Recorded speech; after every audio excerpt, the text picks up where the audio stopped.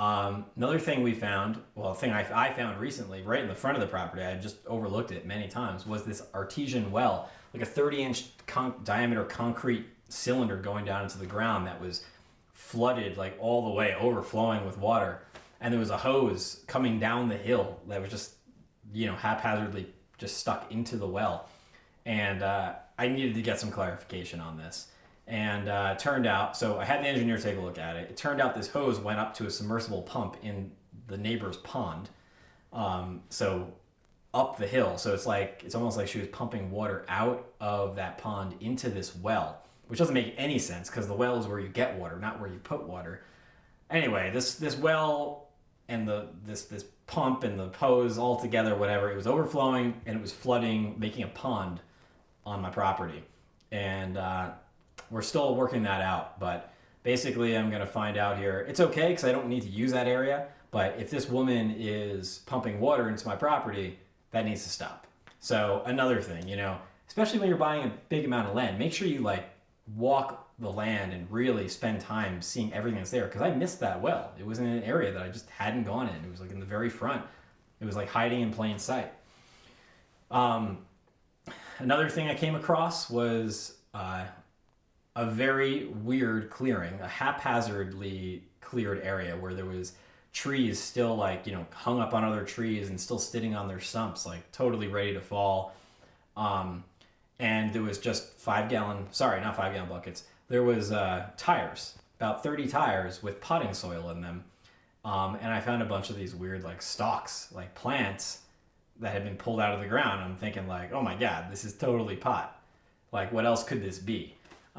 It's in the middle of the woods, far from the road. And then just off to the side of that, there was all these buckets, 5-gallon buckets, and there was potting soil bags and things like that.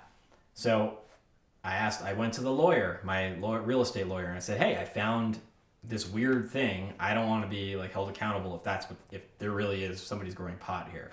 The owner said they didn't know anything about it. So it's possible people know that this land is vacant and the owner is not monitoring it. It's possible they're coming there and growing pot. But that's going to stop as soon as I'm there. It's just not going to happen anymore because I will find them and tell them to never come back. So I don't know. The lawyer they're not claiming any responsibility, but I'm just glad that I stated that this was there ahead of time just in case something happens in the future. At least I told the lawyer. Another weird thing that I found was 3 dead deer. Just this in the past month.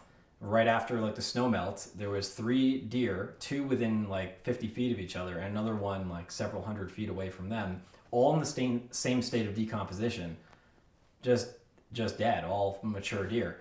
A really weird thing. It's fine and well to find 1 dead deer, but finding 3 that obviously all died at the same time, it makes you wonder what's going on. I previously had found a hunting stand on the property.